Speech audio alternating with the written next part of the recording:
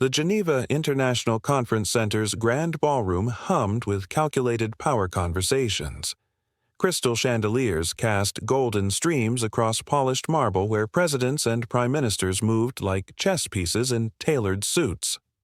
The atmosphere carried whispers in 12 languages, each word heavy with national gravity.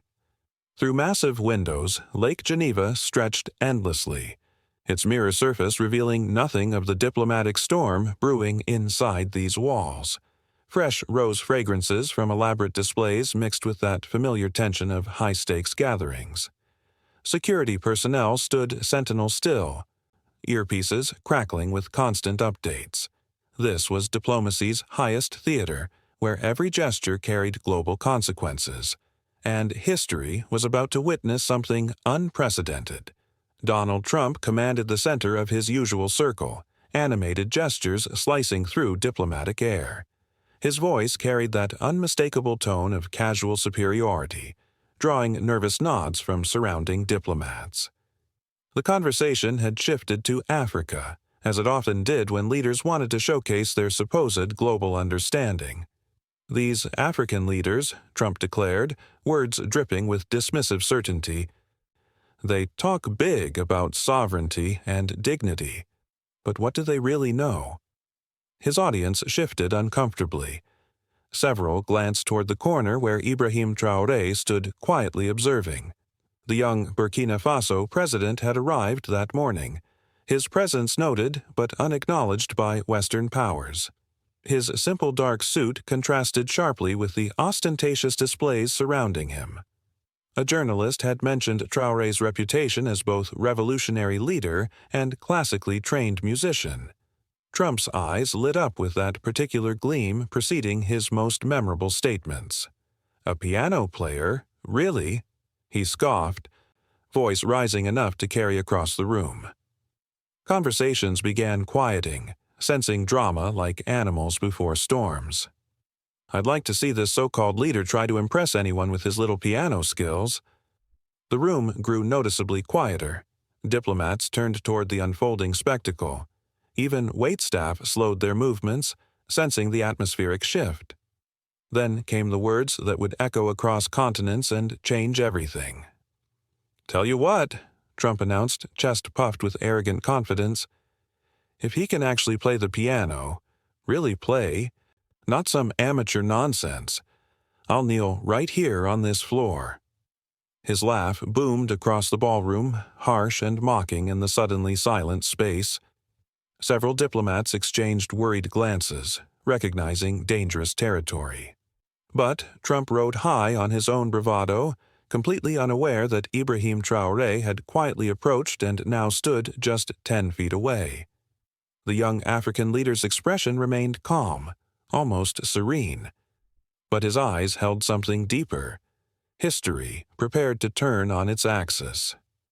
Ibrahim Traoré stepped forward with quiet grace, a man who had faced far greater challenges than diplomatic arrogance. His footsteps on marble floors seemed to echo with generational weight, each step deliberate and measured. Conversations died completely as heads turned toward the approaching figure. His dark eyes held no anger, only deep sadness mixed with unwavering resolve. "Mr. President," he said softly, his French-accented English cutting through silence like a blade. The simple dignity in his voice made several diplomats straighten unconsciously. Trump turned, his confident smile faltering slightly as he realized who stood before him. The young Burkina Faso leader extended his hand in greeting, a gesture so naturally gracious that Trump had no choice but to reciprocate. "I could not help but overhear your generous offer," Ibrahim said, tone remaining respectfully neutral despite the circumstances. His handshake was firm but not aggressive, the grip of a man comfortable with his own power. Around them, the crowd began growing as words spread through the ballroom like wildfire. Phones appeared discreetly as diplomats and journalists sensed they were witnessing something unprecedented. Swiss hosts looked increasingly nervous, recognizing their carefully orchestrated summit was becoming something entirely different. "There is a piano in the adjacent salon," Ibrahim continued, voice carrying clearly in the hushed space. His words held no trace of boastfulness, only simple statement of fact. It would be my honor to accept your challenge, though I hope you will understand that music, for my people, is not entertainment. Trump's eyes narrowed slightly, perhaps beginning to sense he had walked into something more complex than anticipated. The crowd had grown to include foreign ministers, ambassadors, and even security personnel who had abandoned their posts to witness this moment. Cameras were now openly recording, the pretense of diplomatic discretion abandoned entirely. The tension was electric, crackling with the promise of something that would be remembered long after this conference ended. Ibrahim's gaze swept across the assembled crowd, taking in the mix of curiosity, concern, and anticipation on their faces. "But first, let me ask you something, Mr. President," he said, voice still soft but now carrying an undertone of steel. "When you kneel, as you have promised, what will you be kneeling for?" The question hung in the air like a revelation, its implications rippling through the crowd in visible waves. Trump's face reddened slightly, caught between his public commitment and the growing realization that he had vastly underestimated his opponent. The ballroom had become an arena. The world was watching. History held its breath. The humid afternoon air of Ouagadougou carried distant drum sounds as 8-year-old Ibrahim pressed small fingers against worn piano keys. Sister Marie Claire, the French nun who ran the mission school, watched patiently as he struggled with unfamiliar Western melodies. "Music is the language of the soul, mon petit," she whispered, weathered hands guiding his across yellowed ivory. The old upright piano had survived decades in African heat, its wood cracked but voice still pure. Through open windows his homeland's sounds mixed with Chopin's nocturnes in harmony that would shape his understanding of the world. His mother worked in the nearby kitchen, humming traditional Mossi songs that seemed to dance with the classical notes. This was where Ibrahim first learned that music could bridge any divide. The mission school sat on the outskirts of the capital, where red dust roads met paved colonial boulevards. Children from across the region came here seeking education that their own communities couldn't provide. Most arrived speaking only local languages, Mooré, Dioula, Fulfulde, but left speaking French, English, and the universal language of possibility. Ibrahim was different from the other students. While they played football in the courtyard during breaks, he would slip into the music room, drawn by the piano's magnetic pull. His small frame would disappear behind the instrument, only his dark head visible above the keyboard as he experimented with sounds that seemed to flow from some deep wellspring within him. "That boy has music in his blood," Sister Marie Claire would tell the other nuns. "Listen to how he plays. Not just the notes, but the spaces between them. He understands silence." The other children sometimes teased him for his musical obsession.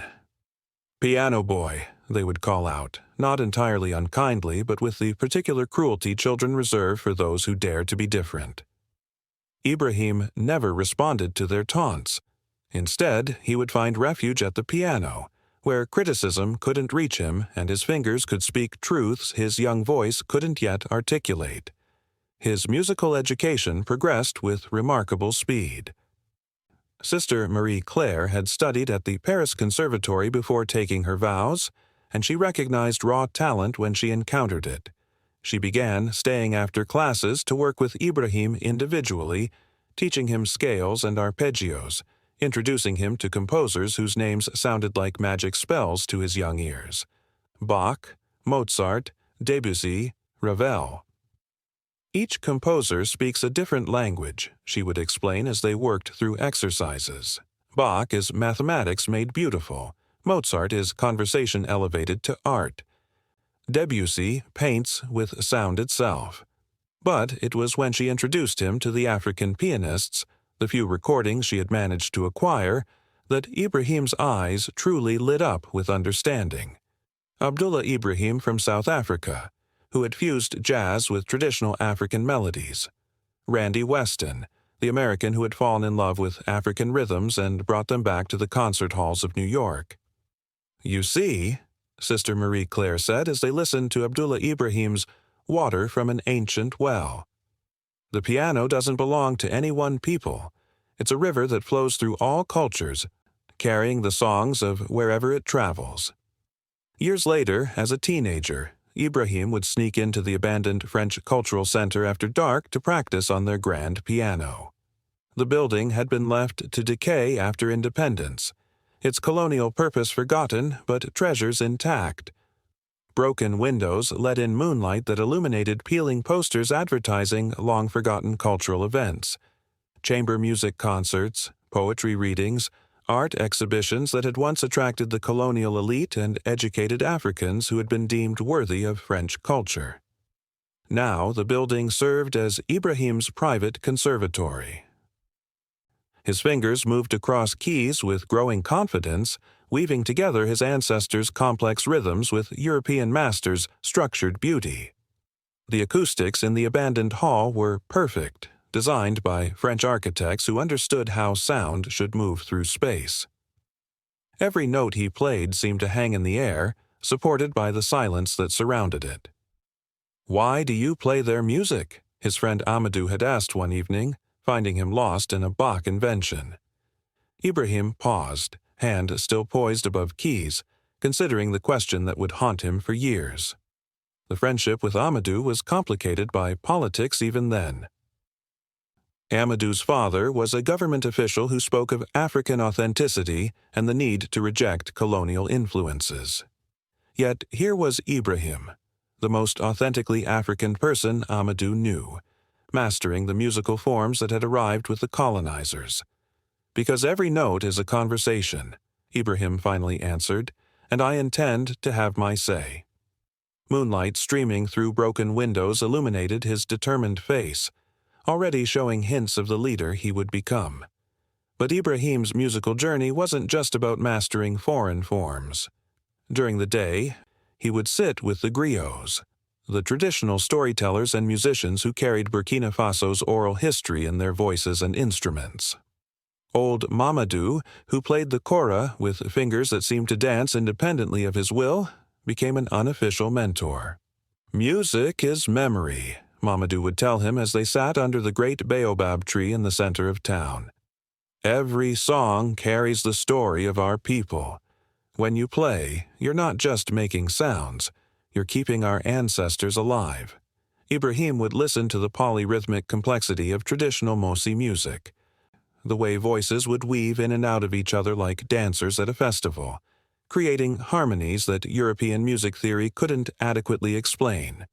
He began to understand that his classical training was just one language among many, and that true fluency would require him to speak them all. The griots taught him about the talking drums that could carry messages across vast distances, about the praise songs that celebrated heroes and warned against corruption, about the funeral dirges that helped souls transition from this world to the next. They showed him how music could be medicine, diplomacy, revolution, and prayer all at once. "The white man's piano is a powerful instrument," old Mamadou acknowledged, "but it has no soul until an African sits at it. Then it remembers how to sing." Ibrahim's teenage years were spent building bridges between these musical worlds. He would practice European classical pieces until his technique was flawless, then reimagine them through African rhythmic structures. A Mozart sonata became a conversation between piano and imaginary kora. A Chopin nocturne took on the call-and-response patterns of village celebrations. The night his father was killed by French-backed mercenaries, Ibrahim sat at that same piano until dawn. The violence had erupted suddenly, as it often did in those turbulent years following independence. His father, a school administrator who had spoken out against corruption in the education ministry, became a target when the wrong people decided his voice had grown too loud. Ibrahim's tears fell silently onto keys as he played funeral dirges that transformed into songs of resistance. Each note became a promise, each melody a weapon forged in grief and tempered by love for his people. The music that poured from his soul that night contained all the pain and hope of a continent still fighting for true freedom. "Papa," he whispered to the empty room, "I will play for our people's dignity." The piano absorbed his pain and transformed it into something beautiful, something powerful. This was the night music became his revolution. He played until his fingers bled, until exhaustion made his shoulders ache, until the sunrise painted the broken walls gold and pink. The music he created that night was unlike anything he had ever played before, a fusion of classical structure and African soul that would later influence an entire generation of African composers. Sister Marie Claire found him there at sunrise, his head resting on the piano, exhausted from his vigil of sound. "The piano remembers everything, Ibrahim," she said softly, hand gentle on his shoulder. "Every song you play becomes part of its soul, and part of yours." He looked up at her with eyes that had aged years in a single night. "Then it will remember this promise, too," he replied, young voice carrying destiny's weight. The morning light revealed tear stains on piano keys, but also something else. The birth of a leader who would never forget that true power comes not from force, but from the ability to move hearts. The music would travel with him through military coups, through revolution, through power's halls, waiting for this moment in Geneva. In the years that followed, as Ibrahim pursued his political awakening, the piano remained his constant companion. During his university years in Ouagadougou, he would perform at student gatherings, his music becoming the soundtrack to a generation's dreams of true independence. His compositions began incorporating traditional instruments, the balafon, the djembe, the kora, creating orchestral works that spoke to both African heritage and global audiences. When he traveled to Europe for advanced studies, he encountered conservatory-trained musicians who were amazed by his technical proficiency, but puzzled by his refusal to abandon African elements in his playing. "You could be great," one professor told him, "if you would just focus on pure classical technique." "I am already great," Ibrahim replied quietly, "because I refuse to choose between my heritage and my training." This philosophy of synthesis rather than substitution would later define his political approach as well. He understood that true leadership required building bridges, not walls. The boy who had learned to make Mozart speak more would grow into a president who could negotiate with world leaders while never forgetting the songs his grandmother had sung him to sleep with. The piano became his meditation, his therapy, his laboratory for testing ideas about harmony and conflict. When military tensions arose, he would play until solutions emerged. When diplomatic challenges seemed intractable, he would lose himself in improvisation until new pathways revealed themselves. Years later, in the presidential palace, he had a piano installed in his private office. Foreign dignitaries would often express surprise at finding their host seated at a keyboard rather than behind an imposing desk. Some dismissed it as an eccentricity. Others recognized it as evidence of a leader who understood that power without beauty was mere brutality. Now, in this Geneva salon, all those years of practice and preparation had led to this moment. The 8-year-old boy who had first pressed his fingers against worn keys in a mission school was about to prove that excellence knows no boundaries, and that true dignity can transform even the most hostile environments into concert halls of human possibility. Word spread through the conference center like lightning through copper wire, carried by whispered conversations and urgent text messages. Diplomats abandoned scheduled meetings, drawn by irresistible magnetism toward the unfolding drama. The German chancellor paused mid-sentence in her bilateral discussion, her aide whispering urgently about the confrontation. President Macron emerged from private consultation, his face grave as he recognized the historical implications. Security personnel struggled to maintain order as crowds swelled, their careful protocols crumbling under curiosity's weight. The Swiss president himself appeared in the corridor, his nation's famous neutrality forgotten in the face of this unprecedented moment. His aide tried to brief him on the situation, but the words seemed inadequate to capture what was unfolding. "A piano challenge?" he repeated as if testing the phrase for reality. "Between the American president and the African revolutionary?" The carefully choreographed summit had transformed into something wild and unpredictable. Years of diplomatic planning, months of preparation, thousands of pages of briefing documents, all suddenly rendered irrelevant by a moment of artistic confrontation. In the salon where the piano waited, hotel staff worked frantically to accommodate the swelling crowd. Additional security cameras were hastily installed. The lighting was adjusted for optimal recording conditions. Someone produced additional chairs from storage, though it quickly became clear that most attendees would be standing. Camera crews materialized as if summoned by destiny. Equipment hastily assembled in the elegant salon where an antique Steinway grand piano waited like a silent witness. CNN's senior international correspondent found herself repositioning her crew 3 times as the crowd dynamics shifted. BBC's diplomatic editor spoke urgently into his headset, trying to convey to London the magnitude of what was about to unfold. "This is unprecedented in diplomatic history," he whispered to his producer. "I've covered summits for 20 years, and I've never seen anything like this." Al Jazeera's team scrambled to position themselves for optimal angles of both the piano and the growing crowd. Their correspondent, a veteran of Middle East peace negotiations and African Union summits, recognized the symbolic weight of the moment better than most. This wasn't just about 2 men and a musical instrument. It was about centuries of assumptions being challenged in real time. The piano itself seemed to gleam under sudden attention, its black lacquer surface reflecting world leaders' faces like a dark mirror. The instrument was a 1925 Steinway Model D, one of the finest concert grands ever built. Its presence in this Swiss hotel wasn't accidental. The salon had been designed in the 1920s as a venue for intimate classical performances, back when international diplomacy moved at a more leisurely pace and cultural refinement was considered essential to political discourse.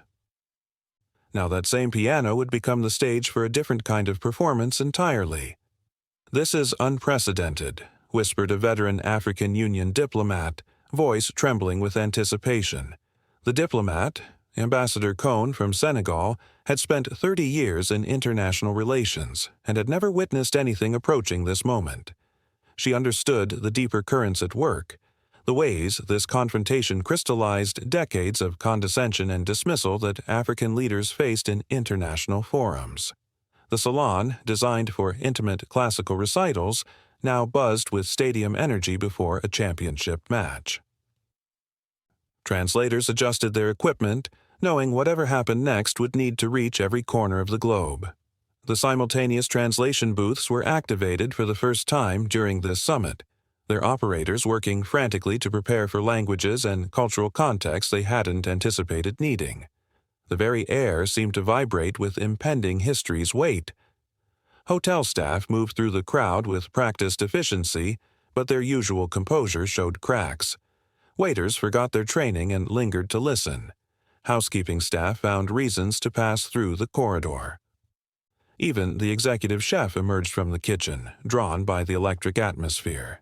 Social media exploded as first images emerged from inside the conference center. Traoré, Trump began trending within minutes across continents, carrying the story to millions of phones and screens worldwide. The hashtag was soon joined by others. Piano Challenge, Geneva Moment, African Dignity, each capturing different aspects of the unfolding drama. Twitter's servers strained under the volume of posts. Instagram stories multiplied exponentially. TikTok users began creating split-screen videos comparing this moment to other historical confrontations. The story was writing itself in real time, shaped by millions of individual responses to something that felt larger than politics. In Burkina Faso, workers gathered around radios and smartphones. faces tense with pride and concern for their revolutionary leader. The national radio interrupted regular programming to provide live updates. Television stations across French-speaking West Africa picked up the feed from Geneva, their anchors struggling to maintain professional composure while describing a scene that seemed to belong more to fiction than diplomatic reality. In Ouagadougou's central market, vendors abandoned their stalls to crowd around any available screen. The usual bustle of commerce gave way to the hushed intensity of a nation watching its leader face a challenge that felt deeply personal to every citizen. Street vendors offered free phone charging to anyone following the Geneva events. Tea sellers found their establishments transformed into impromptu community centers. "Our president will show them," said Fatima, a fabric seller whose stall overlooked the main square. "They think we are nothing, but they will learn today." Her words echoed similar sentiments across the continent and its diaspora. This wasn't just about Ibrahim Traoré anymore. It had become about every African who had ever been underestimated, dismissed, or mocked. African embassies across Europe opened their doors to crowds seeking news, transforming diplomatic missions into community centers of hope. The Burkina Faso embassy in Paris saw hundreds of people gathering on the street outside, creating an impromptu vigil of support. Police cordoned off the area, but the crowd remained peaceful, united in their collective breath-holding. Similar scenes played out in London, Berlin, Rome. African students studying in European universities found themselves at the center of media attention, asked to explain their president's background and significance. Many had never paid much attention to Burkinabe politics before, but now found themselves defending and celebrating a leader who had suddenly become a symbol of continental pride. University students in Paris, London, and New York live-streamed updates, lecture halls forgotten in favor of this real-time lesson in dignity and power. Professors found their carefully planned curricula interrupted by current events that demanded immediate attention. Political science classrooms turned into forums for discussing what they were witnessing. The story reached Lagos, where the bustling megacity seemed to pause collectively around screens. In Nairobi, office workers abandoned their desks to cluster around televisions in lobbies and break rooms. Cape Town's townships saw community screenings organized spontaneously in community centers and churches. Anywhere, African hearts beat with dreams of respect and recognition. A continent held its breath.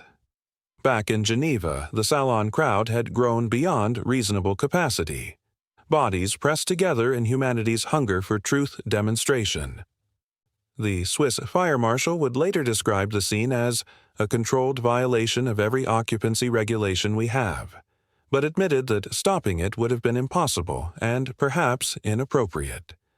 Foreign ministers stood shoulder to shoulder with journalists, usual hierarchies dissolved in this moment's face. The British Foreign Secretary found herself next to a blogger from Senegal, who was providing live commentary in Wolof. The Italian diplomatic delegation had been absorbed into a crowd that included hotel staff, security personnel, and at least 3 Nobel Peace Prize winners who happened to be attending the conference. Even hotel staff had abandoned posts, drawn by something deeper than curiosity, the recognition that they were about to witness history being written. The head of housekeeping, a Swiss woman who had worked in international hotels for decades, would later describe the atmosphere as electric in a way I had never experienced. You could feel that something important was happening, even if you couldn't exactly define what it was. The Swiss security chief spoke urgently into his radio, knowing protocols meant nothing now. His careful plans for managing crowd flow and media access had been rendered obsolete within minutes. "Can we really allow this?" asked an aide to the British Prime Minister, watching the growing chaos with traditional diplomatic alarm. "Can we really stop it?" came the reply, spoken with the wisdom of someone who understood that some moments belong not to governments, but to humanity itself. The aide was Sir Geoffrey Harrison, a veteran diplomat who had managed countless international crises over 3 decades. He had seen summits derailed by everything from translation errors to food poisoning, but nothing had prepared him for a diplomatic confrontation centered around musical performance. "In 30 years of international relations," he murmured to his colleague, "I have never seen anything quite like this." Meanwhile, Ibrahim Traoré remained remarkably calm in his corner of the salon, seemingly oblivious to the circus swirling around him. He sat quietly, hands folded, occasionally nodding to diplomats who approached to offer words of support or encouragement. His composure was itself a form of leadership, the eye of a storm that was reshaping international relations in real time. Trump, by contrast, seemed increasingly agitated as the implications of what he had set in motion became clear. His usual confidence wavered as he watched the crowd grow and realized that backing down was no longer possible. His advisers huddled around him, speaking in urgent whispers, but their counsel seemed inadequate to address the magnitude of what was unfolding. The stage was set. The world was watching. And somewhere in that elegant salon, an antique piano waited to become the instrument of historical change. Ibrahim approached the grand piano with the reverence of a man entering sacred ground, fingers trailing along its ebony surface like a blessing. The Steinway seemed to recognize his touch, humming softly under the expectation that filled the salon. He adjusted the bench with deliberate precision, each movement watched by hundreds of eyes, each gesture analyzed by minds trying to predict what would come next. The silence was so complete that even Fabric's whisper as he settled seemed amplified. His hands hovered above keys for a moment that stretched like eternity. In that pause, the world leaned forward collectively. Then, with a father's caressed gentleness, he struck the first note, a single pure tone cutting through tension like dawn, breaking through darkness. The sound seemed to carry within it every ancestor's voice who had ever sung for freedom. The melody that emerged was unlike anything the assembled diplomats had ever heard in such a setting. It was the sound of rain on red earth during the season's first storm. His left hand found bass notes that rumbled like distant thunder, while his right hand danced across higher keys with children's laughter lightness echoing through village squares. This was not Mozart or Beethoven, though traces of their influence wove through the composition like golden threads. This was something entirely his own, a musical language that spoke of baobab trees and market days, of mothers singing babies to sleep under African stars.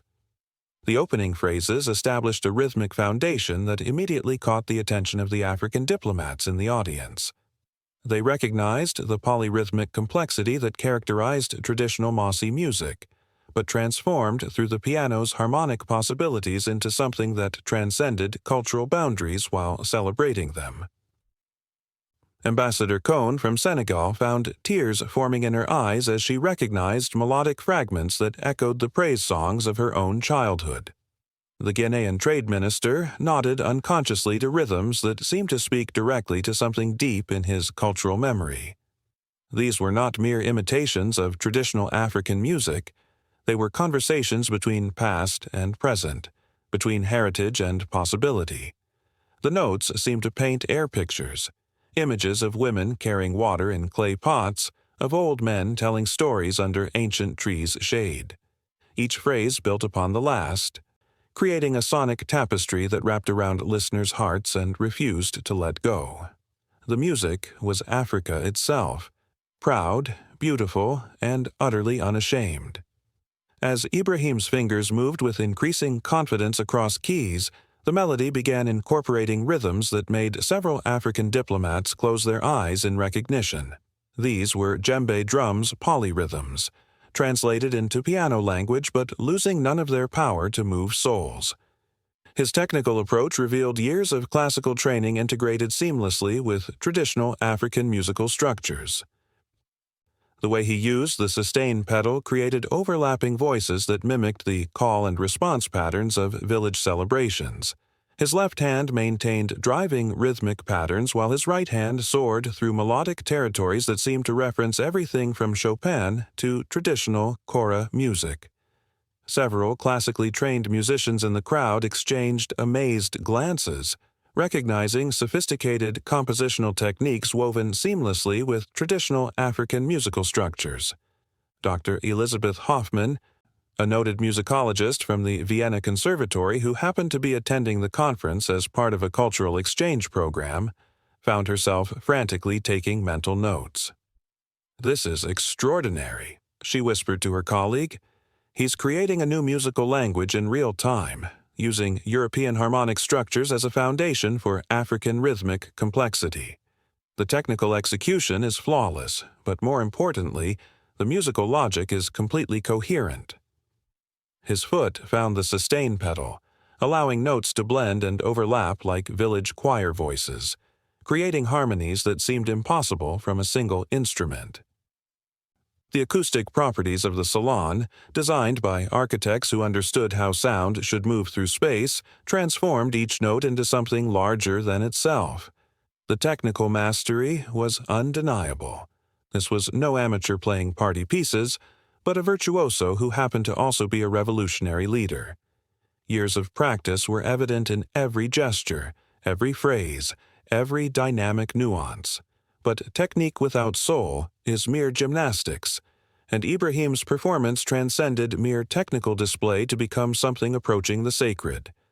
Trump stood frozen, his earlier confidence evaporating like morning mist before rising sun. The music demanded respect, commanded attention, and brooked no argument about its creator's dignity. His face had gone pale as he began to understand that he had walked into a trap entirely of his own making. The first movement of Ibrahim's impromptu composition reached its crescendo with a passage that seemed to capture liberation's very essence. Notes climbing like birds taking flight, harmonies resolving like chains finally breaking.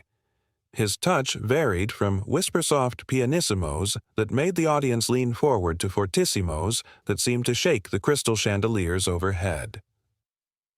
The musical architecture revealed itself as carefully constructed despite its improvisational nature. Ibrahim was building to something, each section leading logically to the next, each emotional peak balanced by moments of contemplative quiet. This was not random, virtuosic display, but coherent musical storytelling at the highest level. His body swayed slightly with rhythm, completely absorbed in the conversation between his soul and the piano, oblivious to cameras and crowds surrounding him.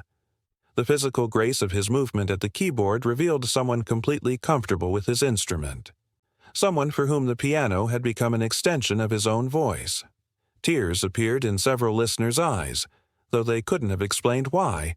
The music spoke to something deeper than conscious thought. The French foreign minister found himself remembering his grandmother's stories about growing up in colonial Algeria. The Canadian trade representative thought unexpectedly of indigenous ceremonies she had witnessed in her youth. African diplomats stood straighter, faces glowing with pride at this demonstration of their continent's artistic sophistication. Years of subtle condescension, of being treated as junior partners in international forums, of having their cultural contributions dismissed or ignored, all of it seemed to melt away in the face of this undeniable artistic mastery. But it wasn't just African listeners who were moved. European leaders found themselves affected despite their political calculations, recognizing they were witnessing something that transcended international relations' usual boundaries. The music was creating connections that bypassed rational thought and spoke directly to shared human experience. The Japanese ambassador, a classically trained pianist himself, recognized the technical sophistication of what he was hearing. Ibrahim's use of pedaling techniques, his understanding of the instrument's harmonic possibilities, his ability to create orchestral textures from a single keyboard, all of it spoke to years of serious study and practice. "This is conservatory-level playing," he murmured to his aide, "but with a musical sensibility I have never encountered in traditional classical contexts." As the first major section of the composition drew to a close, Ibrahim began incorporating elements that made the performance even more remarkable. Fragments of European classical works appeared, transformed through African rhythmic filters into something entirely new. A passage that began as recognizable Bach became something that could have emerged from a West African praise ceremony. The audience began to understand that they were witnessing not cultural appropriation, but cultural conversation, a dialogue between civilizations conducted in the universal language of music. Ibrahim was demonstrating that excellence has no nationality, that beauty belongs to whoever can create it, and that dignity is not a Western invention, but a human birthright.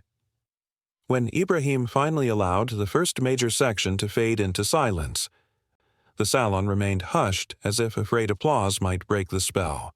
In that moment of perfect quiet, everyone present understood that they had just witnessed something that would change them forever. But this was only the beginning. Ibrahim's hands returned to the keyboard, and the music that emerged next would be even more powerful than what had come before. The musical bridge, 35-15-42-30. The second movement of Ibrahim's composition began with a haunting melody that seemed to contain all the sorrow of the African diaspora transformed into hope. His touch became impossibly gentle, coaxing sounds from the piano that seemed to float rather than strike, creating an atmosphere of such profound beauty that even the most cynical political operators found themselves holding their breath.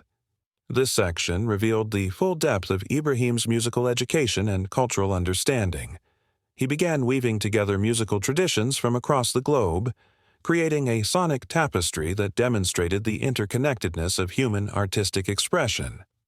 A phrase that began with the modal structures of traditional Mossi music evolved into harmonies that recalled Irish folk melodies, then shifted into pentatonic scales that whispered of ancient Chinese court music. The transitions were so seamless that listeners found themselves experiencing a kind of musical time travel, as if Ibrahim were demonstrating how melodies had migrated across continents and centuries, carrying the dreams and sorrows of humanity from culture to culture. This was not musical tourism but genuine synthesis, the work of someone who understood that all human music springs from the same deep well of emotion and experience. Dr. Elizabeth Hoffman found herself mentally cataloging the influences she could identify. Medieval European modes, she whispered, Gamelin-influenced rhythmic patterns, Celtic melodic structures, and somehow it all makes perfect sense together. The musical architecture revealed itself as even more sophisticated than the first movement. Ibrahim was constructing a kind of musical United Nations, where different cultural traditions could coexist and enhance each other rather than compete. Each new element he introduced seemed to illuminate new possibilities in the elements that had come before. His left hand began a bass pattern that clearly referenced African polyrhythmic traditions, but his right hand soared through melodic territories that incorporated everything from Chopin's harmonic sophistication to the ornamentation techniques of North African oud playing. The result shouldn't have worked, but somehow it felt inevitable. The crowd began to understand that they were witnessing something unprecedented, not just a musical performance but a kind of diplomatic statement conducted in sound. Ibrahim was demonstrating that cultural fusion was not only possible but beautiful, that respecting tradition didn't require rejecting innovation, that leadership could bridge differences rather than exploit them. Trump's face underwent an even more dramatic transformation as this second movement unfolded. The complexity and beauty of what he was hearing demolished every assumption he had built his political career upon. His mouth had fallen open slightly, his usual calculation replaced by something approaching wonder, and perhaps the first stirrings of genuine fear. This was not the primitive display he had expected. This was artistry that demanded respect from even the most reluctant observer, technique that spoke to years of serious study, musical intelligence that transcended any single cultural tradition. For perhaps the first time in his adult life, Donald Trump found himself confronting undeniable evidence of his own limitations. As the second movement reached its emotional center, Ibrahim began incorporating direct quotations from European classical works, but transformed through African rhythmic and harmonic sensibilities into something entirely new. A fragment of Beethoven's Ode to Joy emerged, but reimagined as what could have been an ancient African praise song. The melody was recognizable but somehow more beautiful than the original, as if it had been waiting centuries to find its true voice. The symbolism was lost on no one. Here was the European anthem of universal brotherhood being sung in an African musical dialect, transformed from a statement of European cultural superiority into a genuine expression of human unity. The message embedded in every note was clear, that all human musical expression belongs to everyone, that excellence knows no racial boundaries, that culture is not property, but conversation. French President Macron found himself deeply moved by passages that seemed to reference the folk traditions of his own country, but transformed through musical languages he had never heard before. The Canadian trade representative recognized melodic fragments that echoed indigenous ceremonies, but presented in harmonic contexts that made them seem both ancient and futuristic. The Japanese ambassador, despite his classical training, found himself responding to rhythmic patterns that seemed to bypass his rational mind entirely. These were not the metronomic rhythms of European classical music, but something more organic, more alive, rhythms that seemed to breathe and pulse with their own life. As this middle section built toward its climax, Ibrahim's playing took on an almost orchestral quality. His two hands somehow created the impression of an entire ensemble, bass lines that thundered like timpani, middle voices that sang like violins, treble melodies that soared like oboes and flutes. The salon's acoustics, designed for exactly this kind of performance, transformed every note into something larger than itself. The pedaling techniques he employed created layers of resonance that seemed to make the piano itself breathe. Notes lingered in the air just long enough to blend with their successors, creating harmonic relationships that felt both mathematically perfect and emotionally inevitable. Several listeners wiped away tears they couldn't explain, moved by harmonies that spoke directly to their souls without passing through the filters of nationality or ideology. The music was proving what Ibrahim's revolution had always claimed, that human dignity is universal, that genius knows no color, that excellence can emerge from any tradition willing to embrace both its roots and its possibilities. The third and final movement began with a return to the opening theme, but now enriched by everything that had come before. The simple melody that had opened the performance was revealed to have been the seed from which this entire musical tree had grown. Every note of the intervening sections had been leading to this moment of synthesis and resolution. Ibrahim's touch became even more expressive, ringing emotional nuances from the piano that seemed to transcend the instrument's physical limitations. This was the playing of someone completely at home with their medium, someone for whom the piano had become not just an instrument, but a voice capable of expressing thoughts and feelings that words could never capture. The final section incorporated all the musical languages Ibrahim had explored, weaving them together in a synthesis that felt both complex and inevitable. Traditional African rhythms provided the foundation, European harmonic structures created the architecture, and melodic elements from cultures around the world added color and texture to the whole. As the composition moved toward its conclusion, everyone in the salon understood that they had witnessed something that would change them forever. This had not been mere entertainment or even artistic display. It had been a statement about human possibility, delivered with such beauty and conviction that argument became impossible. The final notes began to emerge, and Trump's moment of reckoning approached with the inevitability of sunrise. The final notes of Ibrahim's masterpiece hung in the air like a benediction, beautiful and perfect, demanding an answer that Trump could no longer avoid giving. The silence that followed stretched like a held breath before storms, heavy with expectation and the weight of promises about to be fulfilled. Trump's entire body shook with the effort of what he was about to do. Every fiber of his being rebelled against an act that would shatter his carefully cultivated image of dominance.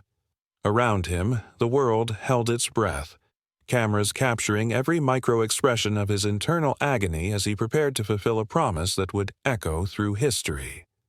His legs felt like lead as he took the first tentative step toward the piano, where Ibrahim sat with quiet dignity, waiting. Each footstep on the marble floor seemed to echo through the salon like footfalls of destiny, carrying him toward a reckoning that his own words had created. The crowd parted before him like water, creating a clear path to the piano. Every eye in the room followed his movement. Every camera captured his approach. The man who had spent his career projecting strength and dominance was about to perform the ultimate act of submission, and the entire world was watching. Trump's face had gone marble pale, sweat beading on his forehead despite the salon's cool temperature. His usual bravado was replaced by the hollow look of a man facing his own reckoning. His hands trembled at his sides as he drew closer to the piano, each breath seeming to cost tremendous effort. Ibrahim watched without speaking, his presence radiating the calm authority of a man who had faced far greater challenges than diplomatic humiliation. His expression held no triumph, no gloating, only the quiet dignity of someone comfortable with his own excellence. This was not about victory or defeat, it was about truth finally being acknowledged.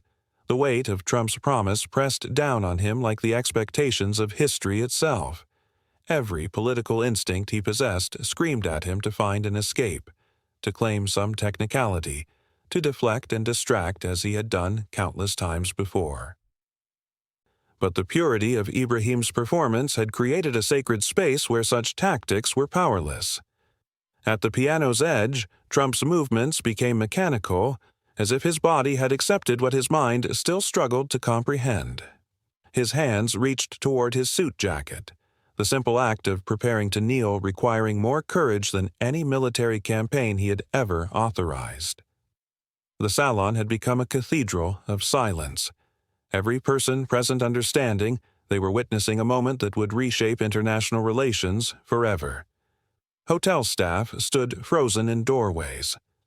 Security personnel abandoned their protocols to watch. Even the usually imperturbable Swiss diplomatic corps looked stunned by the gravity of what was unfolding. Trump's knees began to buckle as he started his descent, his pride shattering audibly in the room's perfect acoustics. The sound of expensive fabric creasing against marble seemed amplified in the absolute quiet.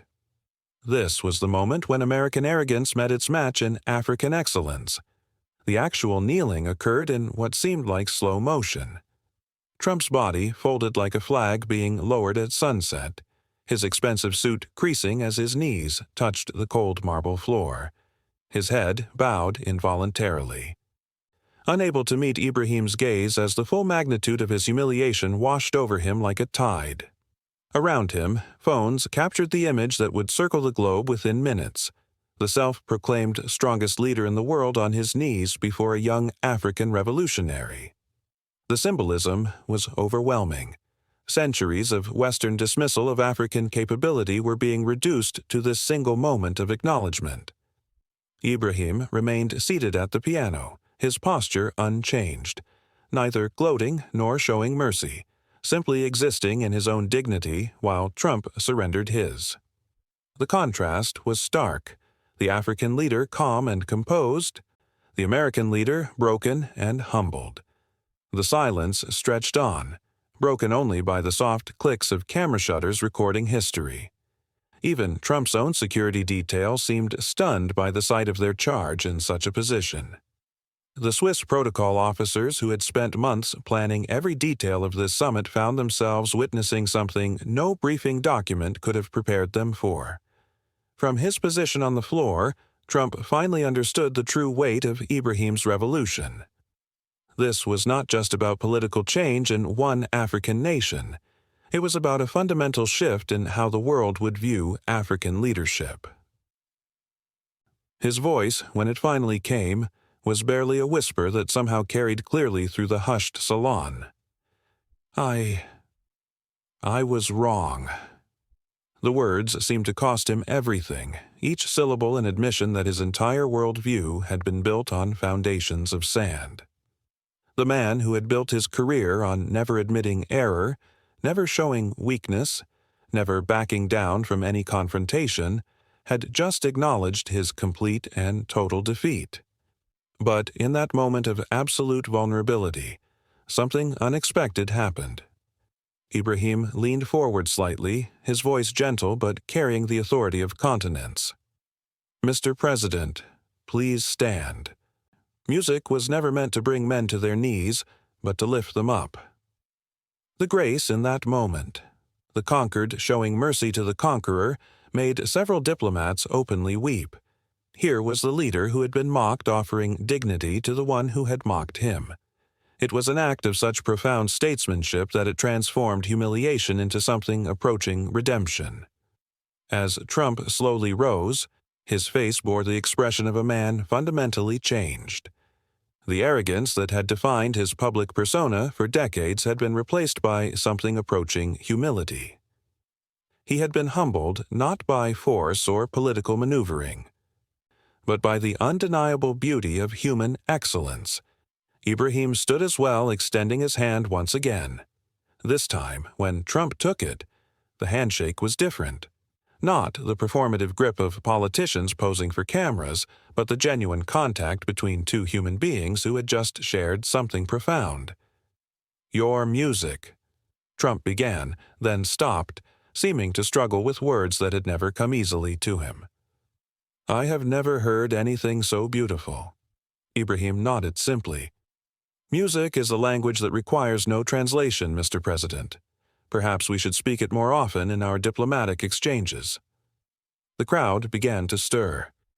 Sensing that the immediate drama was over, but understanding that its implications were just beginning to unfold. The kneeling had lasted only moments, but its echoes would resonate through history forever. What followed was unlike anything in the annals of diplomatic history. Instead of the usual careful statements and measured responses, something approaching genuine human connection began to emerge between the two leaders who had just participated in this unprecedented exchange. Trump, still visibly shaken by what had occurred, found himself asking questions about Ibrahim's musical training, about the cultural traditions that had informed his performance, about the synthesis of African and European elements that had made the music so compelling. For perhaps the first time in his political career, he was genuinely curious about something beyond his own immediate interests. Ibrahim responded with the patient grace of a teacher, explaining the musical traditions of Burkina Faso, the role of griots in preserving cultural memory, the ways that music had always served as a form of diplomacy in African societies. Other leaders began gathering around them, drawn by the rare sight of authentic dialogue replacing the usual diplomatic theater. The German chancellor found herself discussing the African musicians who had influenced European classical tradition. The Canadian Prime Minister mentioned indigenous musical traditions in his own country. Even the usually reserved Japanese delegation began sharing stories about the influence of African American jazz on Japanese popular music. What had begun as a confrontation was becoming something unprecedented, a genuine cultural exchange at the highest levels of international diplomacy. The music had broken down barriers that decades of formal negotiations had failed to breach. Camera crews, initially positioned to capture political drama, found themselves documenting something more valuable, the moment when world leaders remembered that they were human beings first and politicians second. The footage would be studied in diplomatic academies for generations as an example of how authentic connection could transform international relations. The transformation was visible in real time. Trump's usual defensive posturing had disappeared, replaced by something approaching genuine humility. Ibrahim's revolutionary fire was tempered by the grace of someone who understood that true strength lay not in conquest, but in the ability to build bridges. Social media exploded with reactions, but the tone was different from the usual political commentary. Instead of partisan celebration or condemnation, people seemed to recognize that they had witnessed something rare and precious, a moment when art had achieved what politics could not. The silence following Ibrahim's final note stretched like a held breath before storms, heavy with expectation and the weight of promises about to be fulfilled. Trump's legs moved as if controlled by forces beyond his will, each step toward the piano echoing through the salon like destiny's footfalls. His face had gone marble pale, sweat beading on his forehead despite the cool temperature. His usual bravado was replaced by the hollow look of a man facing his own reckoning. The crowd parted before him like water, creating a clear path to the piano where Ibrahim sat with folded hands, watching with eyes that held no triumph, only quiet dignity. Every camera in the room focused on Trump's approach, capturing the moment when American arrogance met African excellence and found itself wanting. His breathing became shallow and rapid as he drew closer to the piano, each breath seeming to cost tremendous effort. The weight of his promise pressed down like history's expectations itself. At the piano's edge, Trump's movements became mechanical, as if his body had accepted what his mind still struggled to comprehend. His hands trembled as they reached toward his suit jacket, the simple act of preparing to kneel requiring more courage than any military campaign he had ever authorized. Ibrahim watched without speaking, his presence radiating the calm authority of a man who had faced far greater challenges than diplomatic humiliation. The salon had become a cathedral of silence, every person present understanding they were witnessing a moment that would reshape international relations forever. Trump's knees buckled slightly as he began his descent, his pride shattering audibly in the room's perfect acoustics. Security personnel stood frozen, unsure whether to intervene in what was clearly a voluntary submission act. The man who had never bowed to anyone was about to kneel before the leader he had mocked.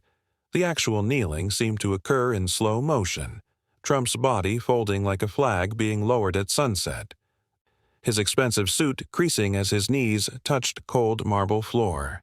His head bowed involuntarily, unable to meet Ibrahim's gaze as his humiliation's full magnitude washed over him like a tide.